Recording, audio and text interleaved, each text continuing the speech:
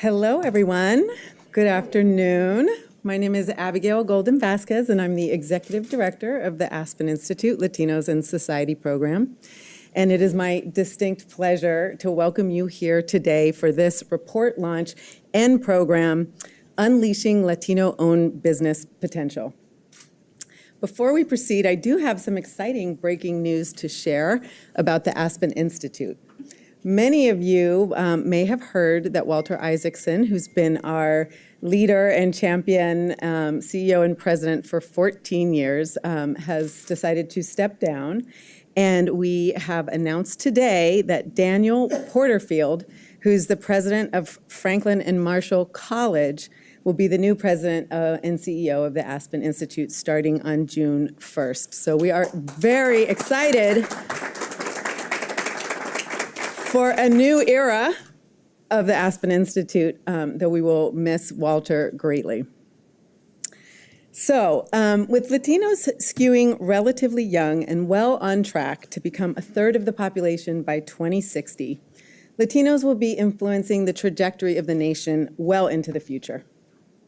In recognition of this important changing reality, in 2015, the Aspen Institute founded the Latinos in Society program, providing a unique nonpartisan forum for conversation, learning, and idea generation on critical issues impacting Latinos and the nation. The Latinos in Society program focuses on 3 critical policy areas that are essential to Latino success: civic participation, educational attainment, and the theme of our program today, economic advancement. In collaboration with other Aspen Institute policy programs and outside partners, the Latinos in Society program designed a year of programming to explore several important issues affecting Latino economic success. We teamed up with Joyce Klein, who's here today, in the field program and the Business in Society programs to design and facilitate the Aspen Institute Forum on Latino Business to accelerate the scaling of Latino-owned businesses. We partnered with the Financial Security Program to hold conversations on ways to increase Latino retirement and household savings. And on February 21st, we will hold a panel discussion with the Economic Opportunities Program focused on building better jobs and the skills needed to attain them. We also partnered with the Institute of the Americas in San Diego to hold a program on innovation and cultural economies along the US-Mexico border. All of these economic programs and the ideas they generate will culminate in our signature event, the America's Future Summit, Unlocking Potential, Advancing Prosperity, which will take place in Chicago, May 17, 2018. The summit will consist of a day of programming featuring compelling speakers, thought leaders, and practitioners on stage, and interactive working groups and networking opportunities off, all with the goal of working toward greater Latino economic mobility to strengthen communities and the country. So having shared a little bit of background on our program and current activities, let's turn to the topic that brought us all here today. At a time when new business creation is in decline, Latinos are starting businesses at 3 times the rate of the rest of the population. Yet many of their businesses fail to grow, representing a significant opportunity cost for the economy as a whole. The outsized role that Latinos play in new business creation, combined with the difficulties they face in scaling their businesses, is problematic not only for Latino business owners, their families, their communities, but also for the rest of the population, which depends on Latinos to fuel job creation and economic growth, whether they know it or not. To address this problem, the Latinos in Society program convened the Aspen Forum on Latino Business last June. We brought together 27 diverse entrepreneurs, leaders, and practitioners from across sectors over a 3-day period in Aspen, Colorado, to uncover the obstacles to Latino business growth and to generate high-impact solutions for those challenges. The ideas they came up with inform the content of this new report we're launching today, Unleashing Latino-Owned Business Potential. To focus their recommendations, forum participants honed in on a promising subset of businesses with the potential to reach $1 million in revenues over a sustained period. They identified 3 key business challenges and 3 ecosystem challenges that together influence the growth potential and resources that Latino-owned businesses have access to. One participant described this lovely as the water we swim in. Beyond the report itself, the forum has led to deepened relationships, new collaborations among participants, many of whom are here with us today and on our panel. Participants have begun incorporating the ideas generated from the forum into their work, and several of the focus groups continue to meet to advance their solutions.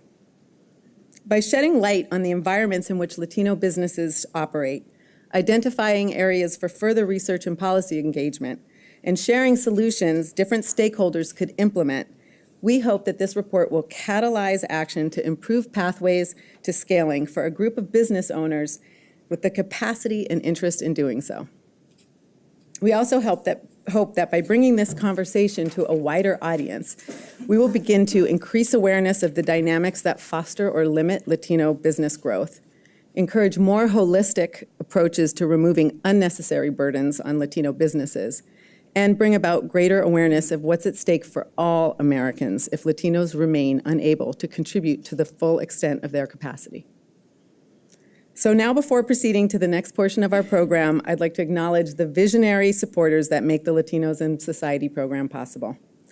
The Ricardo Salinas Foundation, Target, the Woody and Gail Hunt Family Foundation, the Bank of America Charitable Foundation, Comcast NBC Universal Telemundo, Edison International, and Carnival Corporation. I'd also like to recognize the CERDNA Foundation for being both a thought partner and a supporter on the Forum of Latino-Owned Business. The Business Action Network also at Stanford University for serving as our research partner. And a special thank you to Verizon for making today's launch event possible. Now, without further ado, I'm delighted to introduce Latinos in Society Senior Program Associate and editor of Unleashing Latino-Owned Business Potential, Sarah Alvarez, who will give a high-level overview of this report. Thank you very much, and welcome, Sarah.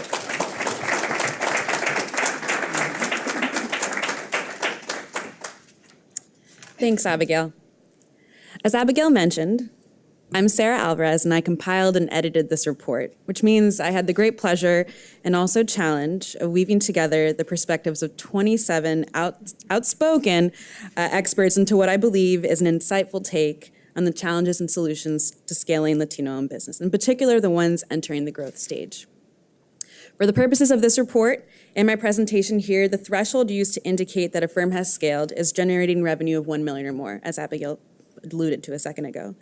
So that we have a shared sense of who and what we're talking about, I'll first share some statistics about the nature of Latino-owned business and Latino business owners. I'll then offer some key findings from the report, including challenges, solutions, and other interdependencies between them. Who are Latino business owners? As you might imagine, like the Latino community itself, Latino business owners are not a monolithic group of entrepreneurs. The sector, type, and ownership profile of Latino businesses is mixed, and I'll come back to that in a second. But a few trends worth sharing to highlight just how influential the sector of Latino-owned businesses is and can continue to be if the rates of scale match those of other groups. So let's take a look. The percentage of Latino entrepreneurs among all entrepreneurs in the U.S. doubled in 2 decades, rising from 10% in 1996 to 20.8% in 2015. By 2012, there were more than 3 million LOBs in the U.S., and by 2016, some projections suggest that there were 4.23 million. Further research will need to be conducted to validate this projection, but as a point of comparison, between 1996 and 2015, the percentage of new entrepreneurs that were white decreased, and the share of total entrepreneurs among all other ethnic groups increased. The largest increase was among Latino entrepreneurs. A great deal of this growth was due to Latina entrepreneurs in particular. Between 2007 and 2016, the number of Latina-owned firms grew by 137%. So that's a short snapshot of the Latino-owned business sector. Now a bit more detail about who Latino entrepreneurs are and what their businesses look like.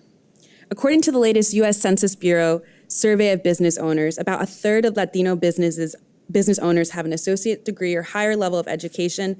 55% are between the ages of 35 and 54, and about half are U.S. born.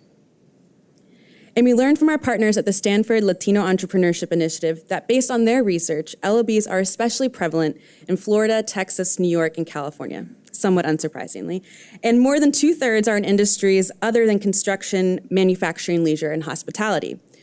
While the universe of LOBs is diverse, their findings show that the existing narrative about the growth potential does not quite match reality, a topic that the panelists in the report will further explore. Now that we have some context about Latino-owned businesses, it's time to discuss the real question at hand. What's preventing their growth? Why exactly have only 3% of LOBs scaled? This report explores the not-so-simple answer to that question and possible solutions for improving this rate. First, I'll discuss the barriers. As we previously mentioned, we categorize these barriers in 2 ways: fundamental business needs, or the things internal to businesses' operations, and ecosystem dynamics, the cross-cutting sociopolitical factors outside of LOB's direct influence. These categories were used to organize the type of change required to maximize LOB growth potential, but neither stands alone or functions in isolation. So I'm going to briefly go through these challenges and offer some reflection on a few important commonalities and interdependencies between what's happening in the ecosystem and what's happening within LOBs themselves. So participants identified 3 core business challenges, the first 3 on this list. The first, lack of access to right-sized capital for growth. I'm smiling because this is a pretty loaded area of work. But one of the main factors we're talking about here are the adequacy and limitations of existing debt and equity capital. And this includes loan terms, size of loans, credit requirements, as well as the investment priorities of venture capital and private equity. We're also looking at the role and capacity of CDFIs, or community development financial institutions, to support growth stage businesses.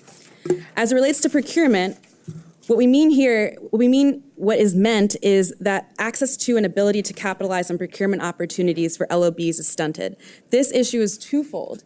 It means, on one hand, LOBs have limited access to gatekeepers and business intelligence resources to plan for and build procurement into their strategic planning.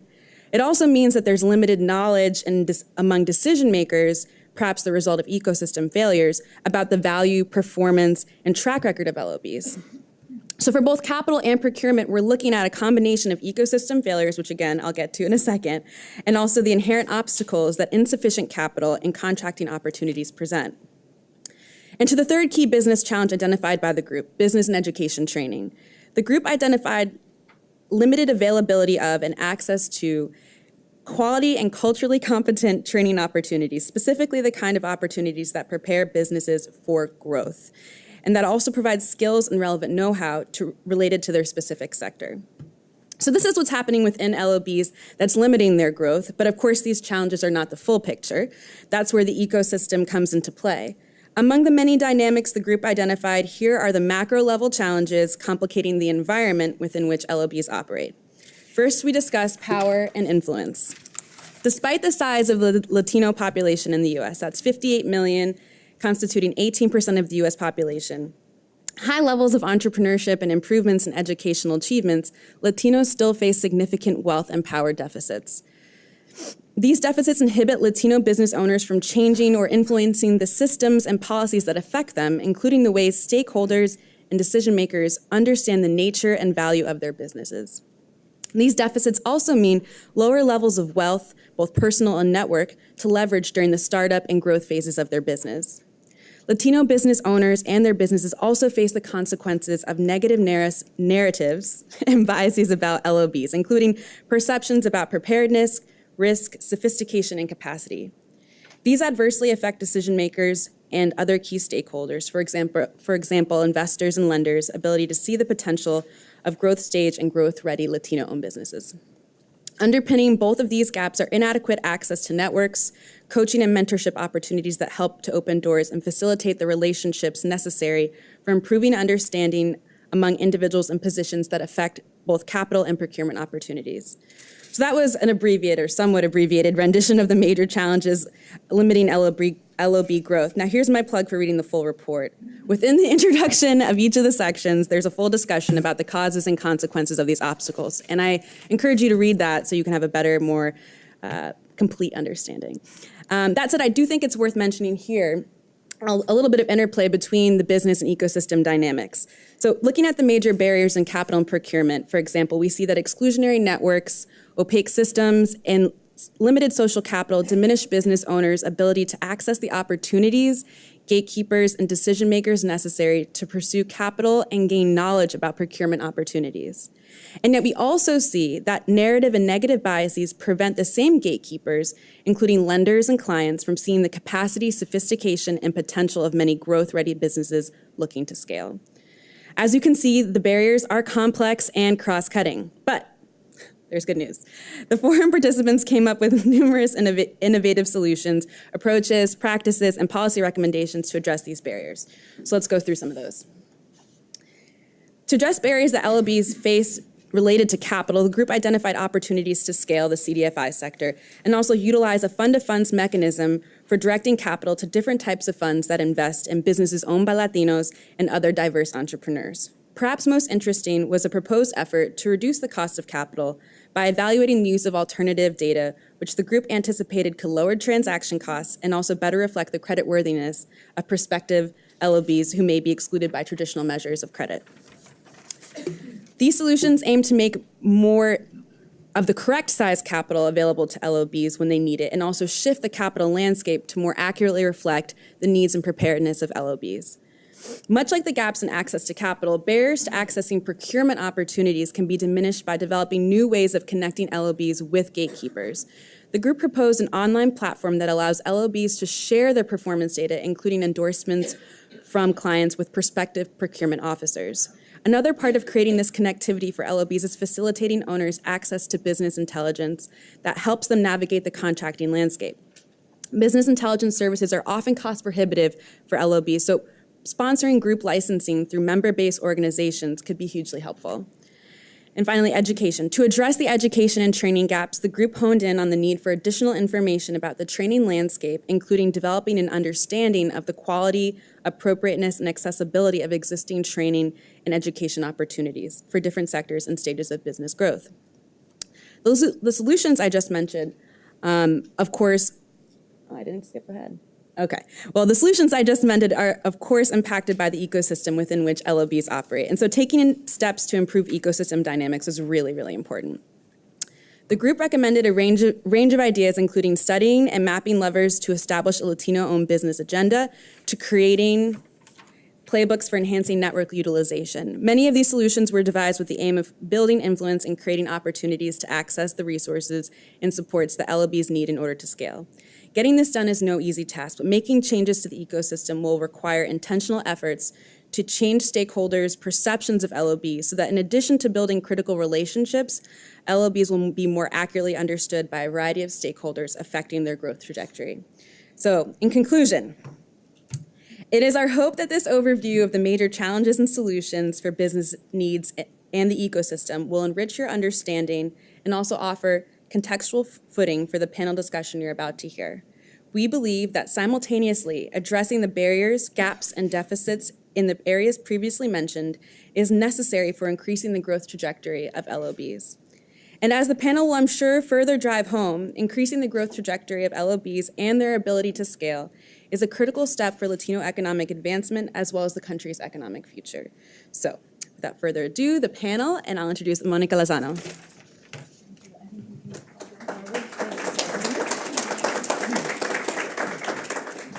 Thank you very much, Sarah, for your tremendous work. I mean, this is really just an extraordinary output from 3 days of very diverse conversation. I want to just recognize your effort in putting the report together. Just a little bit of housekeeping. My name is Monica Lozano. I am the chair of the Aspen Institute Latinos and Society program. I'll be moderating the panel. We are going to take questions from the audience at about 1:10, and I want to just let everybody know that as you prepare your questions, please make sure to use your microphones. There'll be microphones available. We are live streaming, and we're also taking questions via Twitter.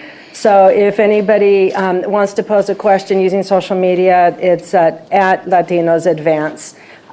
So with that, I'd like to introduce the panel. Starting on my far left is Gary Cunningham. Gary has been a tremendous leader in multiple areas from philanthropy, education, healthcare. He's currently the president and CEO of the Metropolitan Economic Development Association, Meda, which provides market-based solutions to address racial and economic inequities, fostering minority development in the state of Minnesota. Next to Gary is Alejandra Castillo.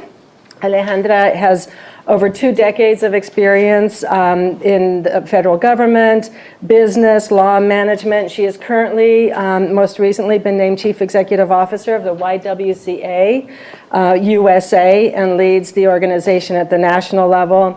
She served in 2 presidential administrations, more recently was named by the former Secretary of Commerce to lead the Minority Business Development Agency, the MBDA. Next to Alejandra, we have Jean Horstman. Juana, I'm going to start calling Jean. Juana is her actual name.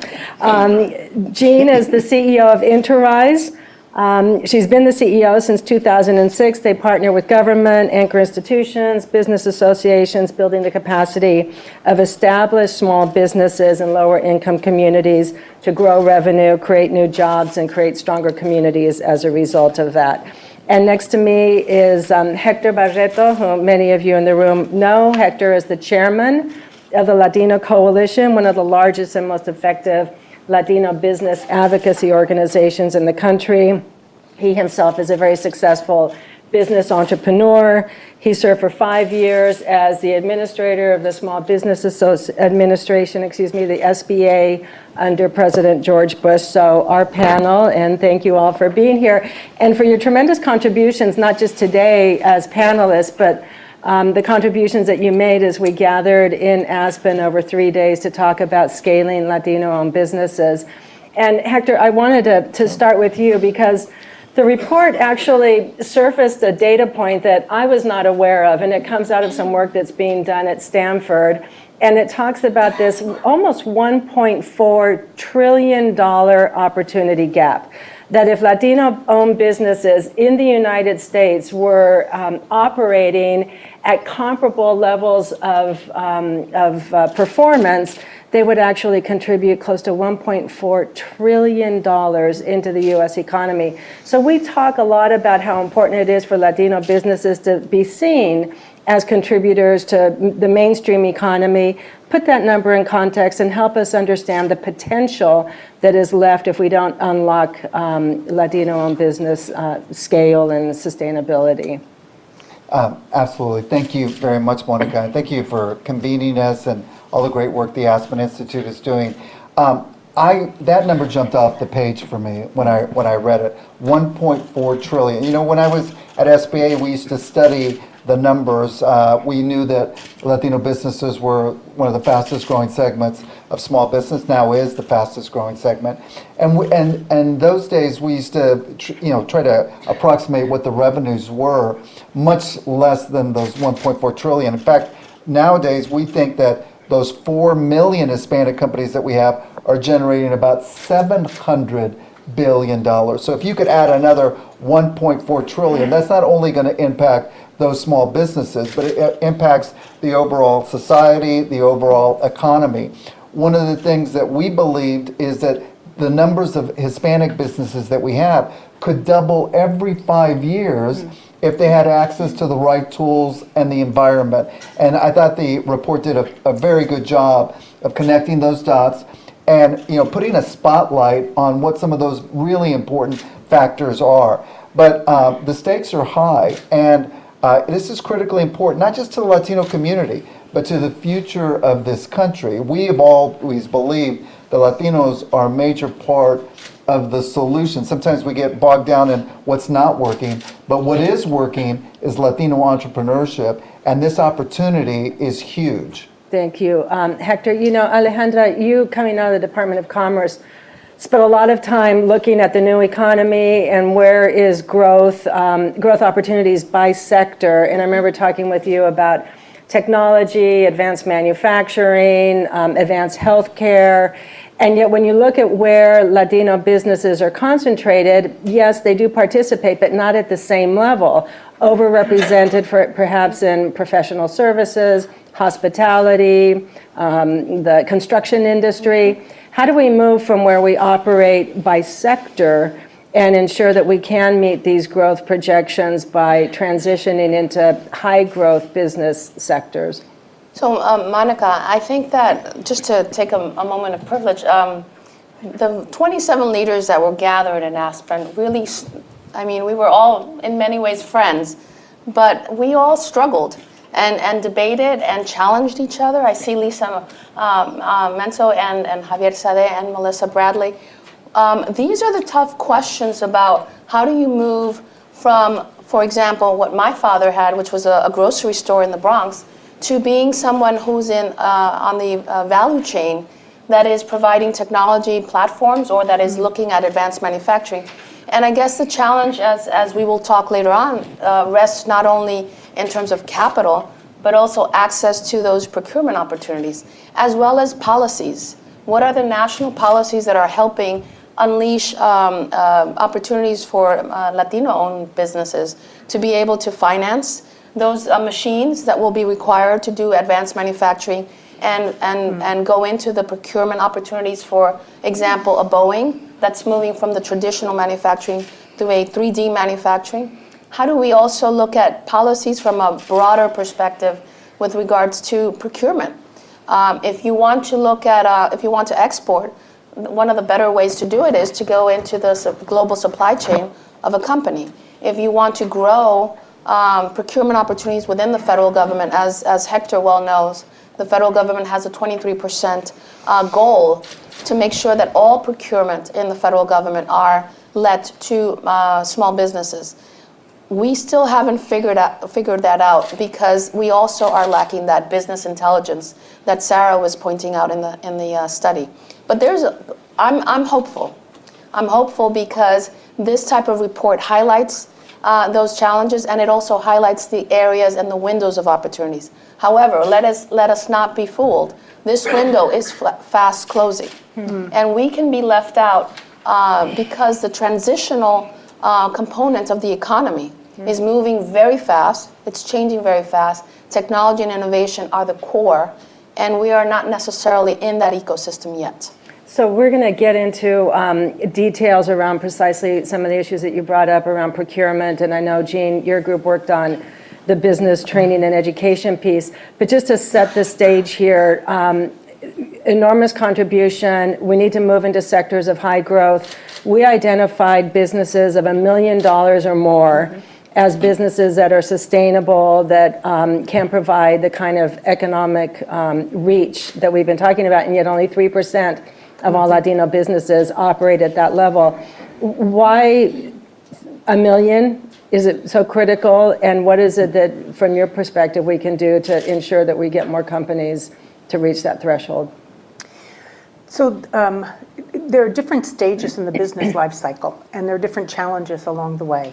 And a business has to achieve a certain amount of revenue, certain number of staff, certain types of consistency around operations and procedures, and an approach to leadership which is goes beyond just I own it, I control it, to building an organization that is aligned both in terms of people, processes, vision, and allows the owner to play a more strategic role in where and how that business is going to achieve its growth.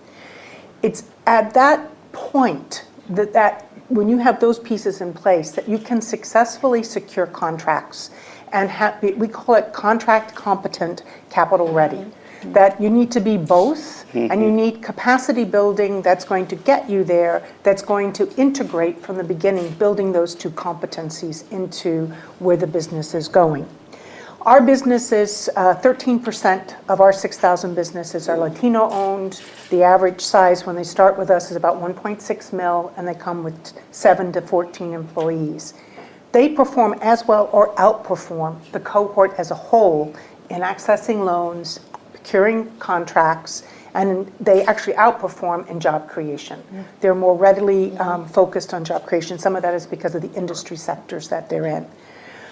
So we know that if these businesses are able to get to this point, they not only make this jump for themselves, but they also, in many ways, shapes and form, mentor other businesses from their community to prepare them. And they become, when you're moving the bar, most people need a bar to follow. And the businesses achieving this type of growth and health and robustness become messages that this is possible. And they can be inspirations for a business owner who perhaps started as an entrepreneur of necessity to reframe and think about how they evolve into an entrepreneur of opportunity. Because at that $1 million mark and with contracts in hand, that's really what they've become, is an entrepreneur of opportunity. So it's important for the economy, it's important for the business to reach this mark, and it's important for the community they're in and other businesses to see businesses achieving the type of growth that's possible when you achieve scale. Great. Gary, let's now get into the report. And I want to turn to you because when we think about growing, scaling businesses, access to capital is always one of the most important things that is surfaced as a barrier to that opportunity. And your group, in a very sophisticated way, broke apart capital, debt capital, equity, the role of CDFIs, some conversation about non-traditional actors, online lenders, et cetera. Let's start with the most traditional of these, which is debt capital. Sure. So just to back up a step, any business, it doesn't matter whether it's Latino or not, needs capital in order to get to the next level. And if there are barriers in the market that are in part preventing certain groups from participating in that capital, and you can go to the SBA or any of these institutions that actually provide capital, you'll see that there's these big gaps, particularly for the Latino community, accessing capital from traditional banks and other mechanisms. And part of that is what is how are they evaluating that business in order to get capital to them? and then what are the barriers that are in the way. And what our group did was look at why are some groups like community development financial institutions able to do this well, and other groups like our traditional banks not able to do that. And part of that is that there's we need to develop a different alternative way to evaluate these businesses, because many of these businesses are operating in a different reality than some of the traditional businesses that are out there. The other thing is that even with that, there's just not enough capital in the market to actually provide for Latino businesses specifically. And so the question is, within the community development financial institutions and other alternative lending institutions, how do you build a big enough pool of resources so that money is easily accessed to get to Latino businesses? So the question is we know that many Latino businesses do well when they get alternative capital. So there's a value proposition there within the market. So what we're actually talking about is building a fund of funds that institutions and intermediaries can tap into, using an alternative way to evaluate these businesses that are not the tradition. We know, for example, and I'll just give Alejandra a little shout out, because one of the things that she did when she was at the MBDA is the Obama administration broke up contracts so that Latino businesses could participate, but they can't participate without lines of credit as one form of capital.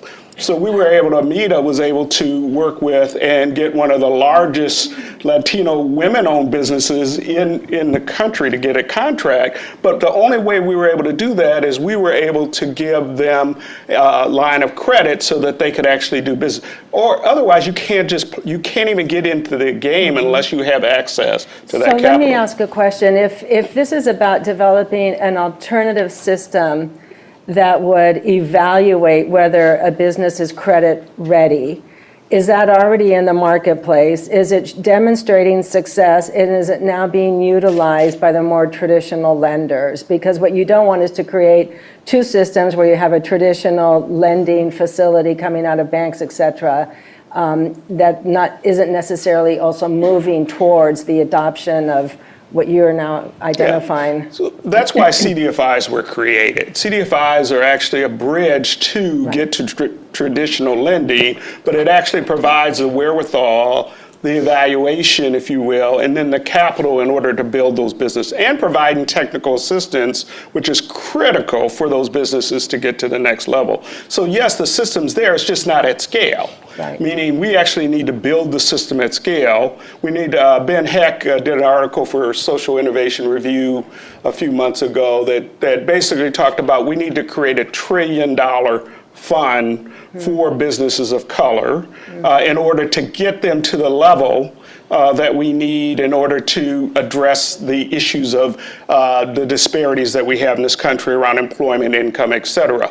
So the question is are we thinking big enough? The financial institutions themselves have a vested interest in making this happen and in working with us. So this isn't a question of do this because it's the right thing to do this because our survival is tied together, and we're inexplicably intertwined in an economy that if Latino businesses don't do well into the future, our country won't do well. So the question is, I would say, is bringing together those financial institutions around a BHAG goal.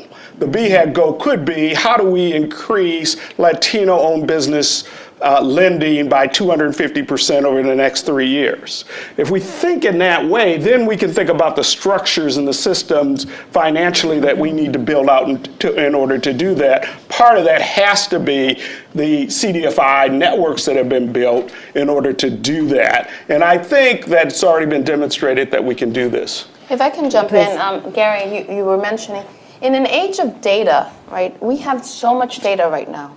And one of the key questions is, how do we change the algorithms, which is a point that you were mentioning at lunch. How do we change the algorithm so that the data that relates to Latino-owned businesses and how they pay their bills and how they create their own credit worthiness is incorporated in those new algorithms, where non-traditional banks are still very much into a very set algorithm. And you're seeing more online lending. I'm not advocating for online lending, but I am showcasing that they are disrupting the way that lending is occurring.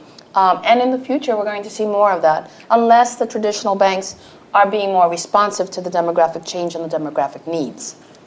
Jean, go ahead. So one of the things that we've learned in the last 12 years is that looking at these types of challenges that small businesses, particularly small businesses from historically underserved community faces, if you think of them in columns or in silos, you get movement. When you think of them as cantilevered, levered off of each other, you get geometric movement. And so part of the challenge of thinking about how you bring these businesses to scale is recognizing if they don't have the capacity to secure the contracts, to get the loans, then they're not going to grow. But you can't just do the capacity building. You have to do a form of capacity building that from the beginning is integrating and building the types of relationships that a small business owner who's historically not had access to the networks for growth acquire from both procurement and from capital. And so this thinking about how you do this in a way where bridging capital is an integral strategy between these three different growth engines for small businesses. Thinking about how you do capacity building for growth so it's based on trust, it builds trust. It enables a business owner who because when you show up with a business that's growing, I'll tell you right now, you don't trust anybody with your baby but you. And I know that from my own, and some other people smiling up here know it as well. And so learning how to trust your peers, how to trust advisors, how to be trusted by others who perhaps have never encountered you before. There's like these dynamics that are about relationships and trust that have to be built in and really become the leverage points for a geometric change.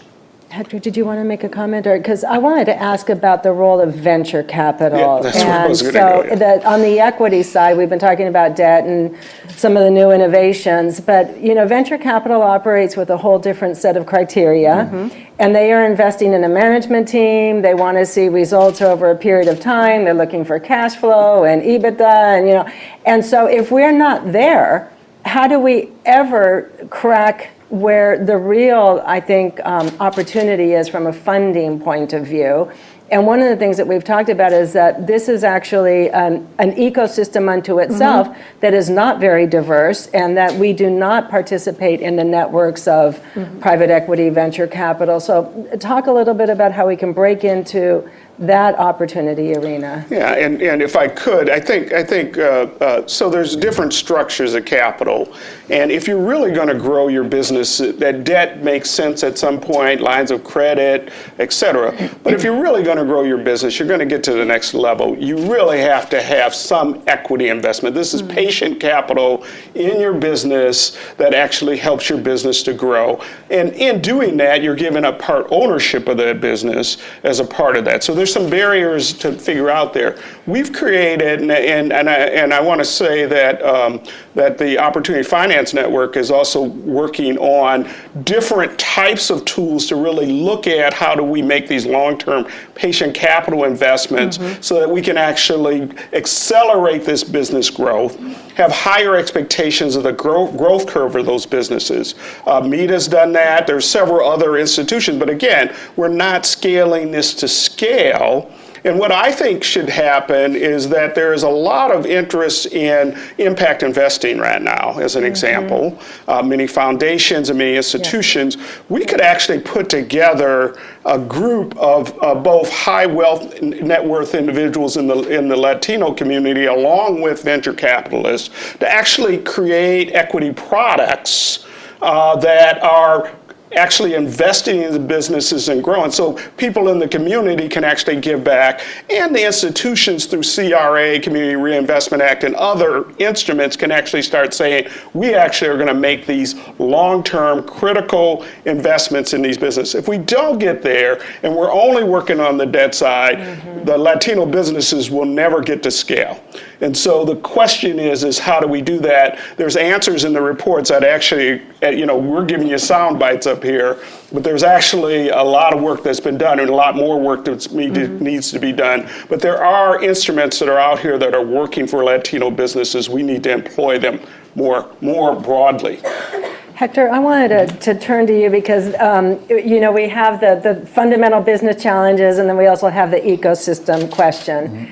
And it's actually been woven through a number of the comments, is that there is an ecosystem out there of actors, players, mentors, relationships that can open up doors of opportunity if you're connected to them. And you published a piece today in the USA Today that is on tax reform, and we agreed we're not going to talk about tax reform today, but you did make a point that basically said, as all of this policy and rulemaking is going on, the small business voice is not being heard. And so it really goes to this question of networks, power, influence. You served as a presidential appointee. You led the SBA. You know how to access power, and yet you yourself have recognized that we are not at the table in ways that we need to be. Talk about it from a business context and what we need to do. Yeah, it's really important.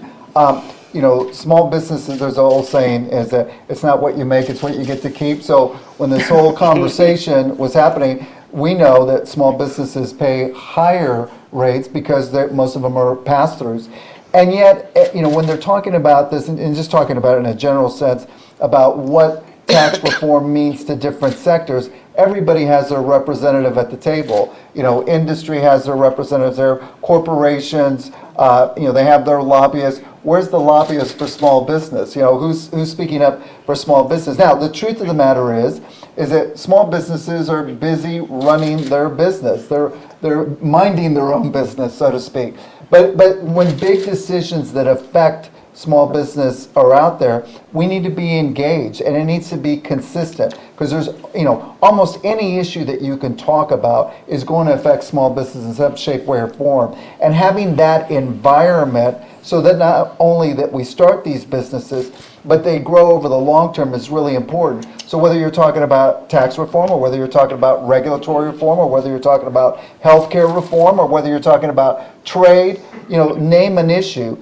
And so the small business community needs to form coalitions. I have a coalition, but form coalitions to work together. And it doesn't mean that we're going to always agree on the approach or the solution, but most of the time we will. And that's why it's important. We talked about this at Aspen. When we talk about an agenda, we should be able to coalesce around a business agenda that is not partisan in nature. A lot of times when you're talking to somebody in Capitol Hill, they say that business issues are not necessarily partisan.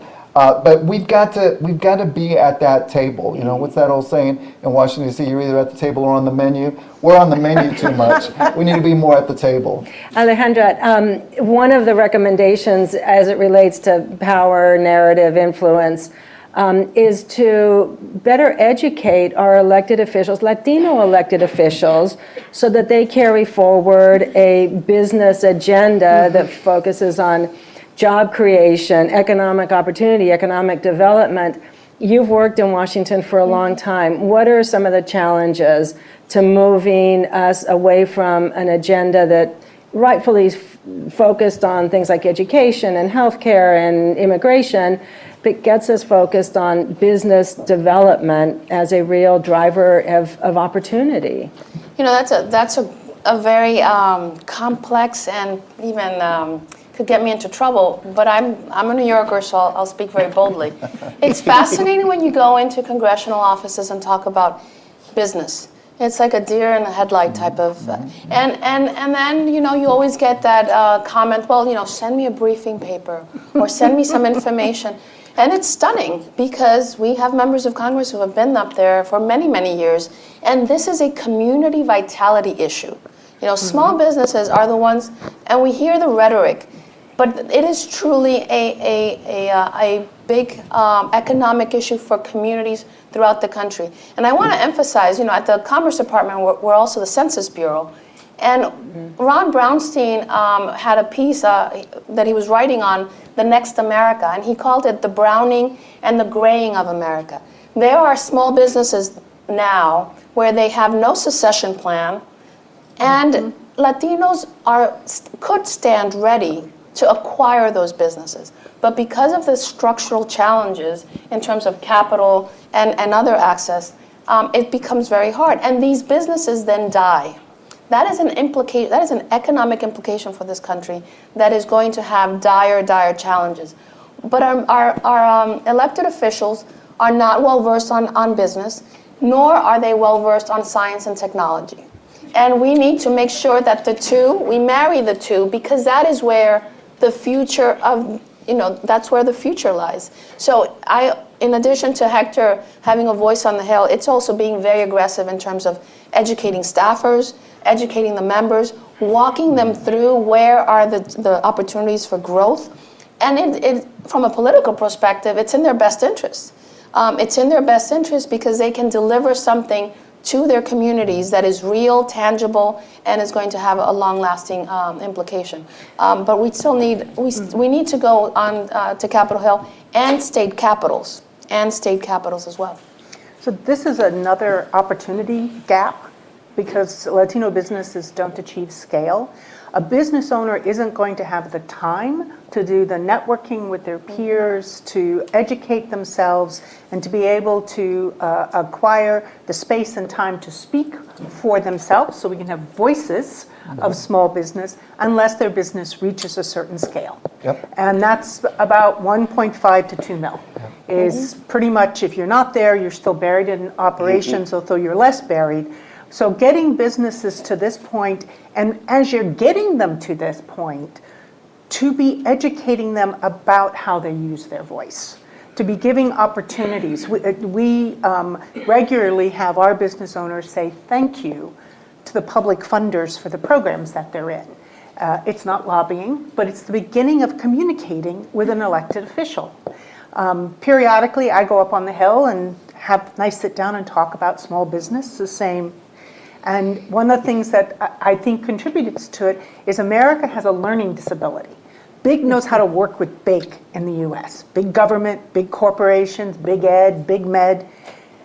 But small businesses, particularly when they're in coalition or they're combined, they're this new big that's been coming out of the woodwork for about 20 years now, which is about being small, smarter, and connected. And the old big doesn't get the new big. And quite frankly, most of us in the new big kind of think the old big's a problem. But when you can figure out how to work together, the old big brings scale, and the new big brings innovation and problem solving and flexibility and nimbleness. And right now, what's not happening is that connection. So we're not getting scale, but we're also not getting some of the changes that the voices of small business want heard into the mix, because we're not figuring out how we create this new big and bring it into relationship with the old. Is there anything specific to Latino-owned businesses? And I'm thinking from your point of view, Jean, some of the work that you've referenced, and Gary, you mentioned, yes, we operate in very similar ways with other small businesses, and yet there must be nuances that are particular to Latino business owners and their approach to business. One of the recommendations, at least in the section that you were a part of, Jean, around education and training, is that, there's a lot of opportunity out there for training and education, but it's not necessarily compatible with the needs of these particular business owners. Perhaps it's not culturally relevant, perhaps it's not in the industries that we're emphasized in. But if the panel could talk about anything that you want to surface that says it's important for us to do something in a particularly more nuanced way because we're talking about Latino business owners. So what we've learned over time is relationships matter.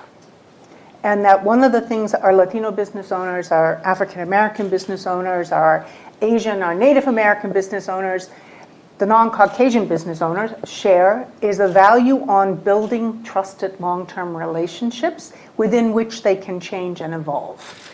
And that takes time. So it doesn't, when we look at our program, it's a 9-month, 7 to 9 month program, you can't build that kind of trust in a 3-day workshop.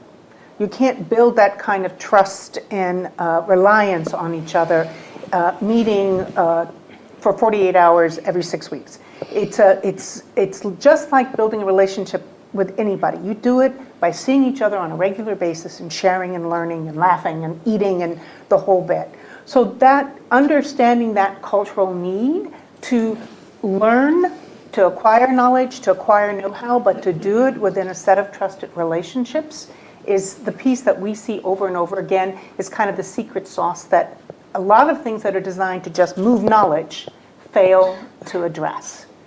And I think the second part that goes with that is the importance of an instructor, or we use a single instructor rather than a team, an instructor who really wants to get to know the business owner and their business beyond just showing up in class and teaching. But we do site visits, we have our instructors really get under the hood of the business and the life of the business owner. Gary, anything? Yeah, so for us, and we actually implement the Interise program at Meda. My but partner. We are. But I think also in addition to that, I think the issue is how do you build revenue? At the bottom line is how do you build the revenue for that company, or how do you help them think about the strategic positioning of their organization so that they have a value proposition that actually gets them more revenue in the door? Because without that, at the end of the day, they're not going to be in business. So what we actually focus on with these businesses, and we work with businesses that are $1 million more, work with some of the largest minority businesses in the country. What we try to focus on with these businesses is how do you, as a business owner, take all of what you have and then really do a deep dive into it to do that analysis about what do you need to do to have the competitive advantage in the area that you're in. Once you're able to do that, and you're able to have the capital infusion that you need to do and the talent, you actually can be a very competitive business. There is actually nothing that can stop you from being a competitive business other than some of the barriers that we've already discussed in this room. So when we think about growing a Latino business, they come in the door, many of them may not have the technical acumen to do something, but have the ability. And so we actually work with them one-on-one in many cases to get them to the level that they need to be. So then actually the other problem, and I'll just be brief, is the ecosystem of business support structures from startup through the growth stage. So you mentioned acquisition and merger. We consider that the higher growth stage. So we've created a very fragmented system and a very confusing system for entrepreneurs to get from one level to the next. And we've created competition within the ecosystem of the support structure so that entrepreneur then has to try to figure out a system rather than making it easy for that entrepreneur to say, okay, I'm at this stage, here's what I need to do, here's where I need to go to the next stage, et cetera, et cetera. Being an entrepreneur is not easy. It is probably one of the hardest things that a person can do. So the question is if we have a structure that's not working for them, then we actually need the foundation community, the government community needs to think about the structures for non-minorities is pretty well ordered. Pretty well structured. The structure for people of color, particularly Latinos businesses, is very confusing. And so what we've been working on is really changing that structure so that if you come in the door and you want to do the right thing and you got a business proposition that will work, we can get you there. I just wanted to add to the structure does it, as you said, is very well organized for minorities. But part of that structure is, again, I have to emphasize this, is the business intelligence. Now, you cannot talk about procurement unless you understand what is the company's pain point. When is that procurement? Yes. At what point in the process are the people inside thinking about putting together that procurement? Are you in front of them? Can you actually identify those areas of opportunities or windows where you can inject yourself into the procurement process? But more importantly, what's happening 10, 15 years down the line so that businesses can also start to prepare. And I think that this technological tsunami is going to hit Latino-owned businesses in a disproportionate way because we're not thinking about it. And whether you're a cab driver and all of a sudden you have Uber, whether you're so many different technologies that are disrupting how Latino-owned businesses have performed and have acted, that's concerning. But this business intelligence is where the coalitions come in. Yeah. It's not just educating our elected official, it's also sharing that intelligence so that our businesses are ready or at least aware. So Alejandra, one of the recommendations is in fact this, which is creating sort of a central clearinghouse, a repository where contract information comes in. People have already been pre-vetted. They know whether or not they're eligible to compete. They meet the basic requirements. And yet they're of such cost that it's difficult for individual small business owners to access them. So one of the recommendations in the report is to pool resources and create some sort of a clearinghouse. Hector, just putting on the perspective of a network of businesses, a coalition of businesses, who would be responsible for creating something like that? How do you get it funded? How do we go from idea into something that actually can be fielded?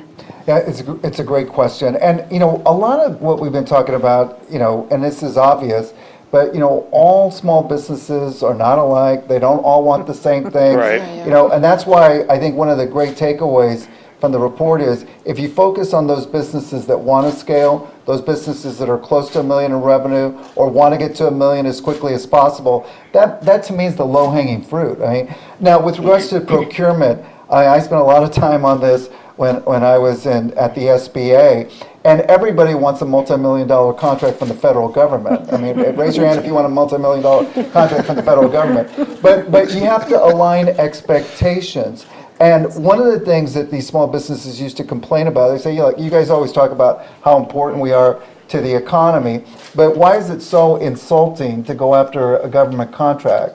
You say, we feel like we're looking for a needle in a haystack. And if you just tell us what the rules of engagement are, then we can figure out if we want to do it or not. And really what they were also talking about is not only getting access to intelligence, but getting access, access to decision makers. My father used to say, a lot of times our businesses have the know-how, but they don't have the know-who. They don't know who to go to. And remember also that a lot of our businesses are outside of the DC area. And so if you live in DC, then you can develop these relationships, you can go to conferences, you can get information, you can do research. If you live, where I live in California, Washington DC is a foreign territory. It's not even part of the United States. So this is going to be, I think, very, very important going forward, is to also, when I was at SBA, and I know this probably happened to you for MDA, is there a secret program for Latinos? And I used to say, no, Latinos need the same thing every other business needs. I used to call it the C's. They need capital. They need capacity, they need contracts. That's what's in the report. And then this environment, this ecosystem, is something that affects every small business. Now, regardless of the size that you're in, every small business can benefit from that better ecosystem. Did you want to say something? Yeah, I'm going to have to go. Yes, I know you've got to leave early. I apologize for that, Sure. but I just want to leave on a positive note because I think, a lot of times we talk about the problem, but we don't talk about successes. And you know what? We live as entrepreneurs. I'm a social entrepreneur. We live on successes. So we had a person come to us. They had a dream to start a computer company. The woman's name is Elise Hernandez. She grew up on welfare, the whole story. She built her company from scratch.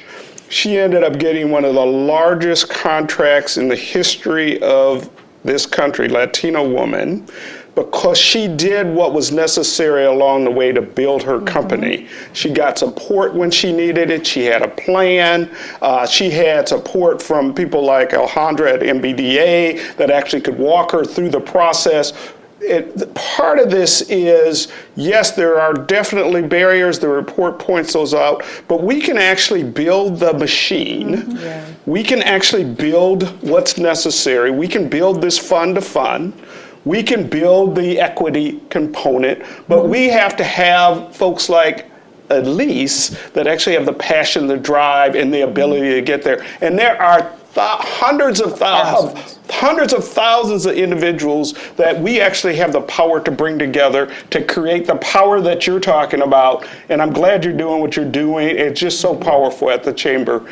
But we can do this. And so I want to leave on that positive note. This report actually sets the stage for the next, which is let's do this. Yes. Let's do this. Thank you so much. Thank you, Gary. I also wanted to, because it's true, there are a lot of recommendations in the report with very specific things that can be done.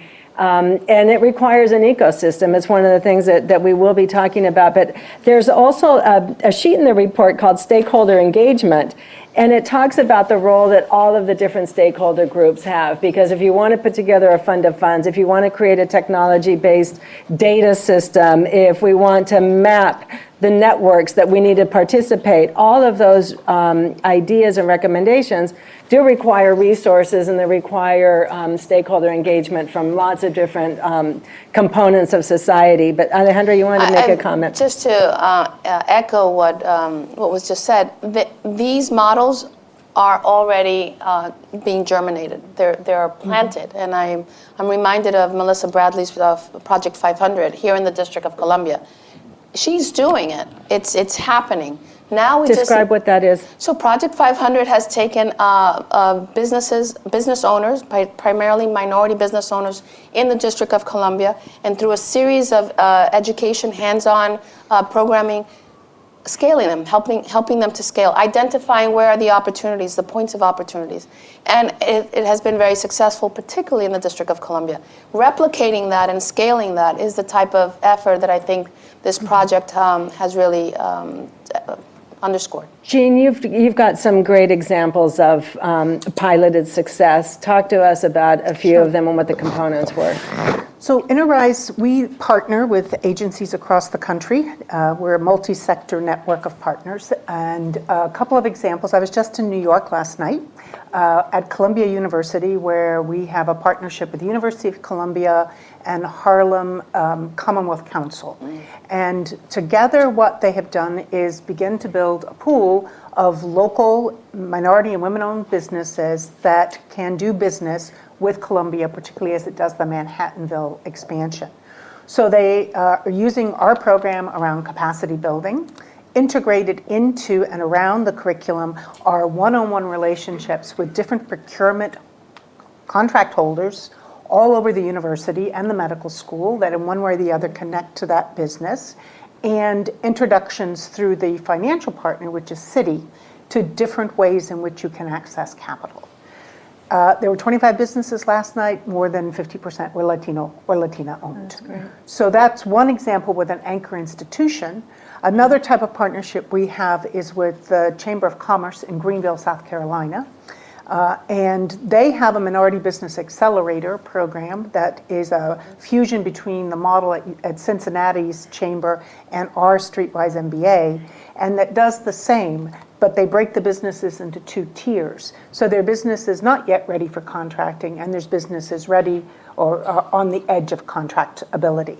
They use our Streetwise MBA with the upper group, they use a different program with the lower group, but again, they package mentors from the industry, so there's relationship building going on between the corporate players that are going to be making the decisions and relationships with the bankers who are also members of the Chamber of Commerce. And as those businesses access those resources and grow, they start creating a lot of jobs. And when they become employers, they start being concerned about other aspects of the ecosystem for the good of their staff as well as for the good of their organization. That's good. Great, thank you. Well, it's time to open it up to questions from the audience, and I want to remind people who are watching us live stream, we're at Latinos Advance, so pose your questions via @Latinos Advance. Any questions from the audience? Comments, thoughts? Yes, sir. And if you can introduce yourself or... Dennis Reckner. Dennis Reckner. It's not a Dennis Reckner, and I'm here. I'm a native Washingtonian, but I have a company that is a national retail operation. and I'm in the hair salon business. And so I'm talking about bricks and mortar where you cannot get a haircut on the internet. So I'm very fortunate that I'm in that industry, okay? So my question surrounds, you've not mentioned anything about those kind of small businesses that really have opportunity to affiliate, because I'm a franchisor in addition to that, and I'm really going to be opening hair salons, real chair rental, in these various communities, African American and Hispanic communities, because I think there are large pockets of Hispanic communities that could be targeted audience for tremendous opportunity for the people in those areas. Can you comment on that a little bit, if that really stimulates any of your thoughts? Well, any business, it doesn't matter what business you're in, if you are going to go from early growth to further growth and continued growth, you are going to have to go through a transition, which is about what we talked about, building systems and structures, acquiring a team, having predictability in your operations, being able to delegate part of your leadership, and that's just part of the growth cycle, and you have to navigate it. So it sounds like your business is probably beyond the first growth stage and probably through the second growth We're stage. looking for partners or people that want opportunity to really grow their business in their communities. Partners in their communities and stuff. Not in their communities.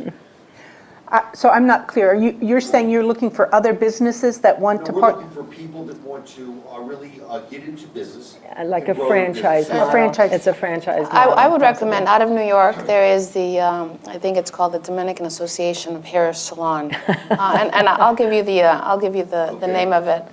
Because they are, in that particular industry, as you well pointed out, you cannot have a robot, hopefully, cut your hair. But there are styles, right? Dominican style is a branding that has developed. And when you see it, no matter whether you're African American or Latino, you gravitate to that particular business. So these are the type of strategies that, even though they're lifestyle businesses traditionally, they have a tremendous, tremendous opportunity for growth. Yes. And a tremendous opportunity to also create franchises around the country. So maybe after this conversation we can, fantastic. I'm of Dominican background, so know a little bit about that. There's a question over here, whoever has the mic. Can we make sure the mics are working, please? Hi there, Sarah Koch from the Case Foundation. I really appreciated some of the comments early on around the role of successful high-growth entrepreneurs as role models, especially for aspiring entrepreneurs or entrepreneurs that maybe think of themselves as a sole proprietorship and have never really had that moment of, okay, maybe I can grow. Maybe there are opportunities for me to do that. And I also appreciate a lot of how it's been broken out in the recommendations from the report around the role of the ecosystem. And championing those successful entrepreneurs feels like one of the number one things that ecosystem builders, like those of us in the room, can do to make sure that there are role models out there that are successful, high-growth Latino-owned businesses. And when I look around at the examples out there, it's something that the Case Foundation puts out there quite openly, is that most of the covers on magazines, white men. Most of the people on stage at conferences talking about entrepreneurship, white men. So how do we make sure that we lift up those examples? And even in the work that we're trying to do to lift it up, we've talked internally about how difficult that it is even for us to find those great examples of Latino businesses. So I would love to hear, are there people who who are doing a great job of already doing that storytelling and kind of lifting up the role models? Or are there things that you would recommend to ecosystem builders like the Case Foundation and others in the room or on the live stream that we can do to help champion that? That's a fantastic question. Hector, did you want to take it? And you touched on a number of different issues, because one of the things that I don't think we talked about is how to change the perception Right. of Hispanic business. It used to be, I'm not even sure this happens anymore, there used to be these lists that came out, fastest growing Hispanic businesses, the largest Hispanic businesses, the sectors. I'm not even sure that they're doing that as much anymore. But this is a really important point. Just as another point of privilege, in the late 1970s, my father was the founder of the U.S. Hispanic Chamber of Commerce, and he actually was one of the founders and out of Kansas City, Missouri. There wasn't a lot of Hispanic businesses in Kansas City, Missouri, but my father was prescient. That was almost 40 years ago. He said there will be, and I'm going to work to organize these different Hispanic communities all across the United States, because the Hispanic communities are different in different parts of the United States, different by industry, different in every way that you can imagine. And we look at now what has happened. Those people that started these organizations were prescient. They were visionaries. And what we're talking about right now is what's going to happen over the next 40 years is going to be incredible, the next 40 years. And we're not going to be talking about the Hispanic business community as this interesting growing segment. We're going to be talking about it as an essential part of the U.S. economy. These businesses are already American businesses, they're U.S. businesses, and we want to make sure that they don't get stigmatized. But working with groups like yours and other centers of influence in this audience is critically important for us to keep the focus on that and talk about all of the success stories, all of the growth. You know, one thing that was mentioned a little bit ago, and we should not lose sight of it, the growth is being fueled by women. Latina women are fueling this growth, starting businesses 5 times faster than any other community, and they're really good at starting businesses and growing businesses. And we need to shine a spotlight on some of those success stories as well. Just a quick intervention. The campaign you did, the Faces of Founders, is a great campaign that maybe we should continue to collaborate. Because what tends to happen, Hector, is that these lists do get published, but they get published in the Latino media. So it's like talking to ourselves. We need amplifiers like you and the Case Foundation to really put this story out. And the other thing is, you know, Latino-owned businesses in this world of where we have urban settings that are getting gentrified, Latino-owned businesses and African-American-owned businesses have stayed in communities, and they've weathered the downturn of the economic downturn. As the cities come back to life, like in the District of Columbia, how do we keep those Latino and African-American-owned businesses? And again, I don't want to exhaust the plug on Melissa, but that's exactly what's happening. We need to have more Project 500 that are going to keep minority-owned businesses in the city and in the areas when the economic fortune comes in. Go ahead. To tie your question back to your ecosystem observation, the voice of small business it's missing everywhere, and it's missing in the way in which most Americans actually think about small business. If you ask the person on the street what's a small business, you're going to hear a mom and pop, a lifestyle business, a business on the high street, and a high-tech startup. And the missing middle of where, I mean, we don't even have a word. We have gazelles. We have no word for these businesses. I jokingly call them Jack Russells, but nobody gets what that means. The mayor of Green Bay calls these businesses the offensive line of the American economy, which I think is probably a little bit better. But we have to craft some language that we start to use that is metaphorical in a way, that people can say, oh yeah, that's one of those types of businesses. And then we start to populate that metaphor with the stories and the images. And I have to tell you folks, it's not going to be in a journal or a publication. You know, it's got to be sports. I always want to have Small Business All-Stars, sponsored by Major League Baseball. Anybody here can connect me? I'd be glad to show them how to do it. Or it's got to be media and entertainment media, because that's where people get their role models, is sports and entertainment media. I just wanted to pick up on that, Jean, and I really value the question, because we were talking among ourselves earlier that what is very unique in this report on business growth and scaling Latino business is an entire chapter that it's dedicated to changing the narrative. And it talks about showrunners, about producers, about people that are the gatekeepers in media, because these stories don't get portrayed. Nope.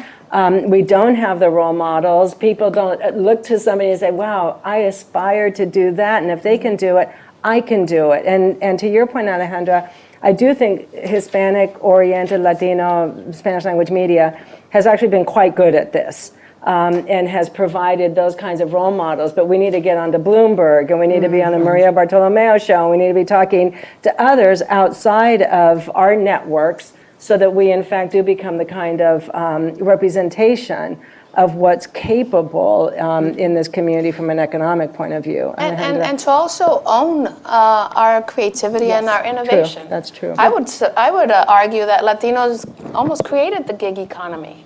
You know, we had a gig, at least my family, there was always a gig happening. There you go. But now that term is so in vogue, the gig economy. Let's own it. We are creative and innovative, not just by necessity, but also it's in our DNA. As I say, my family did not leave the Dominican Republic to get a house and a white picket fence. They came to start a business because they understood that when you create your business, you create jobs for your family and you create a better future. So our narrative does fold into the American dream.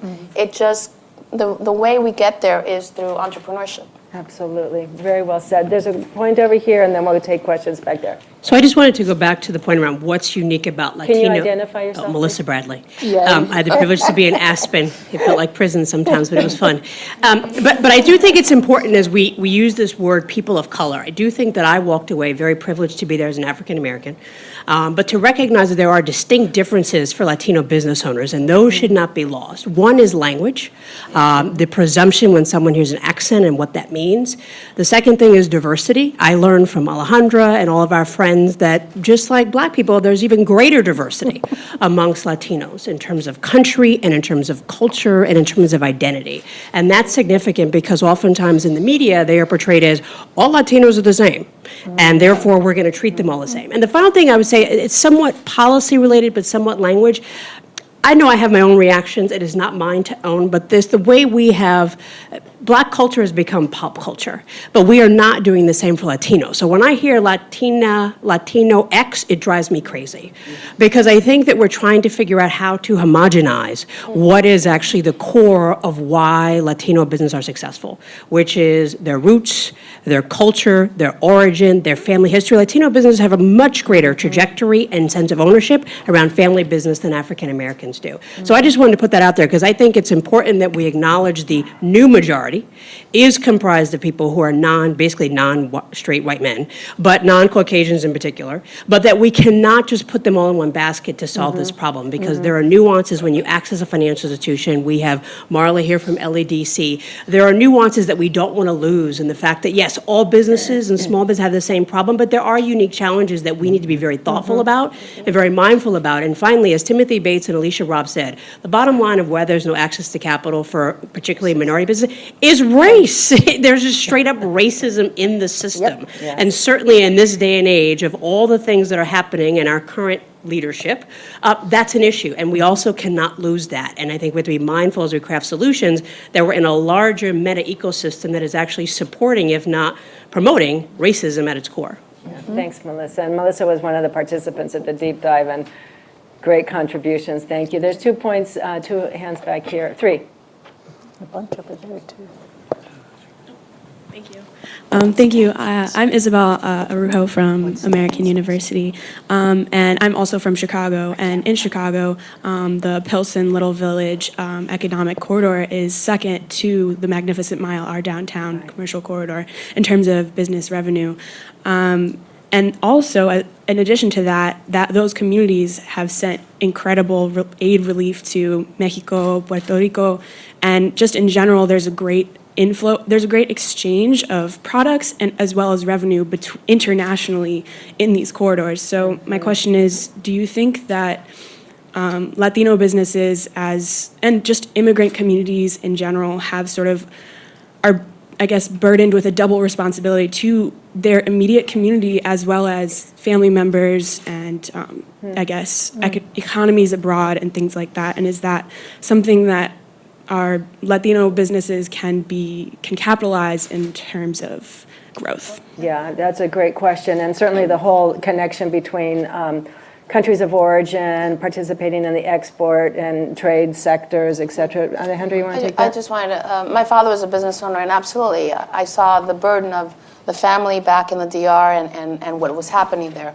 But let's switch it around to the opportunity. Yeah. Because we are, Latino and minority-owned businesses are twice as likely to export because of linguistic and cultural ties. And then when you couple the fact that 96% of the world's consumers live outside of the United States, it is an amazing opportunity for us to be prime exporters of U.S. goods. And you know, the world does want U.S. goods and services.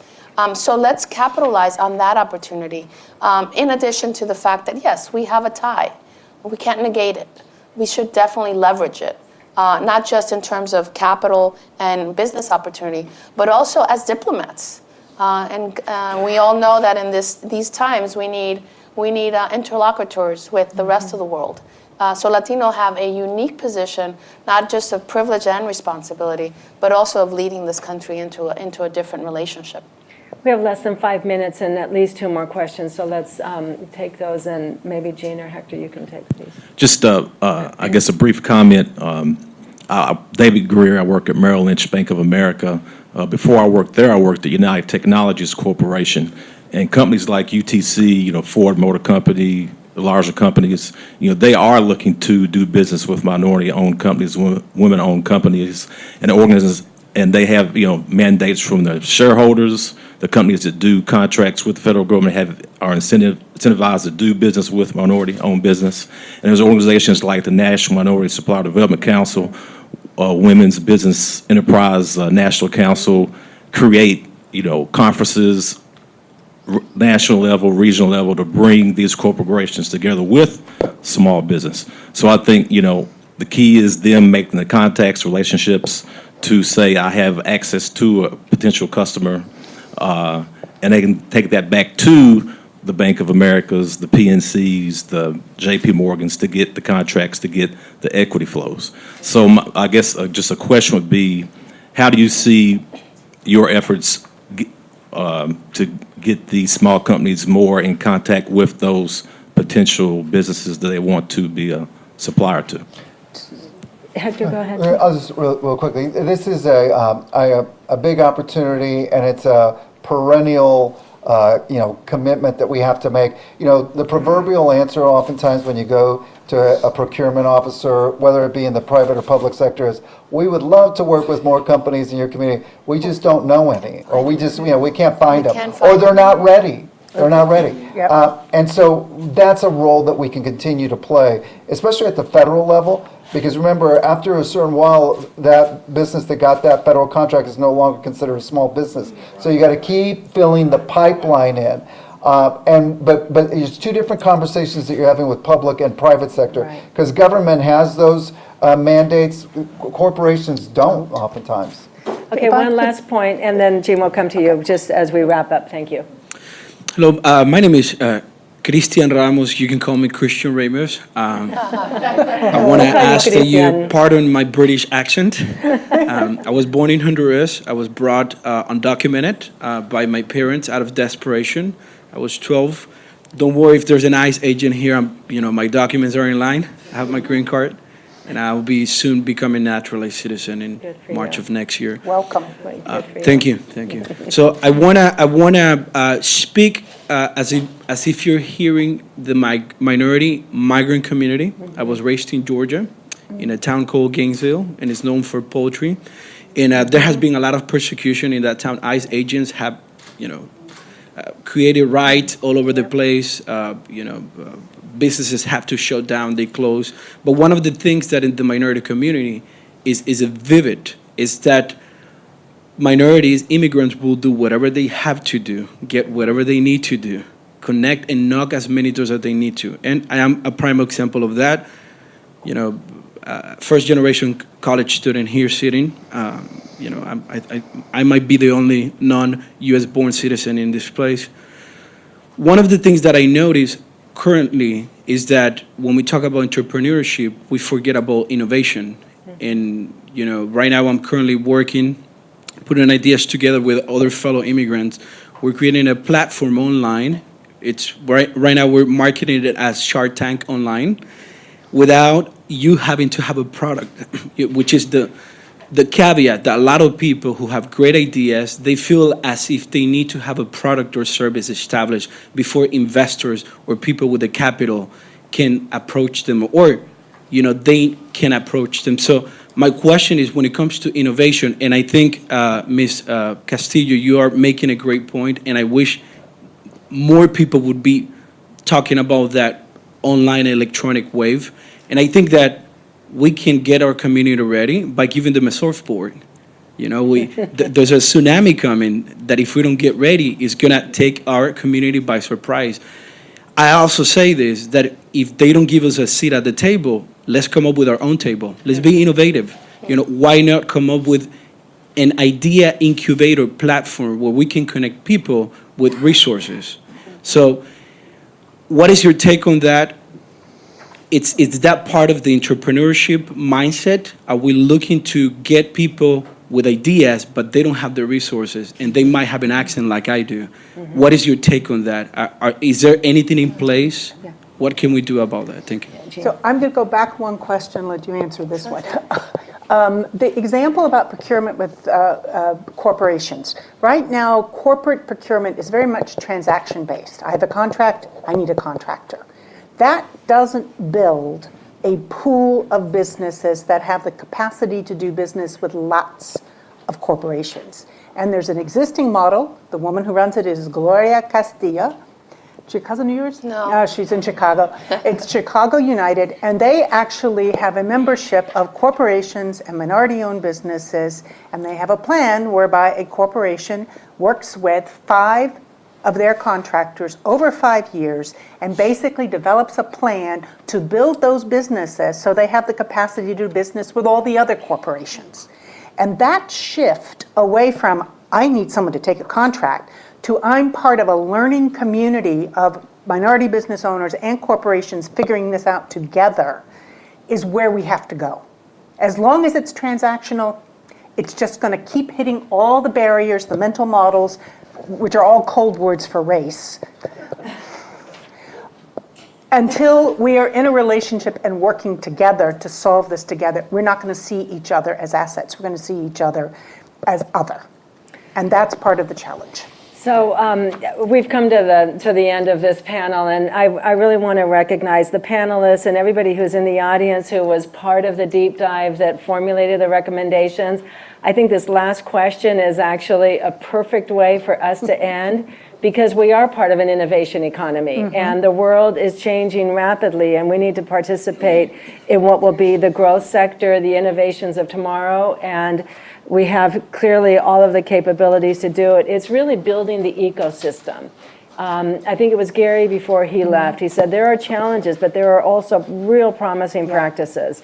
And so the challenge to us is to bring together all of those stakeholder groups that care about this, that are committed to it, that are willing to put their resources, their human capital behind these ideas. And we have an opportunity here to not just scale Latino-owned business, but to contribute to American society in a way that is absolutely fundamental and what we all aspire to. So thank you all for being here, to Abigail and to Sarah for the report and for leading this effort. So thank you all very much. Thank you.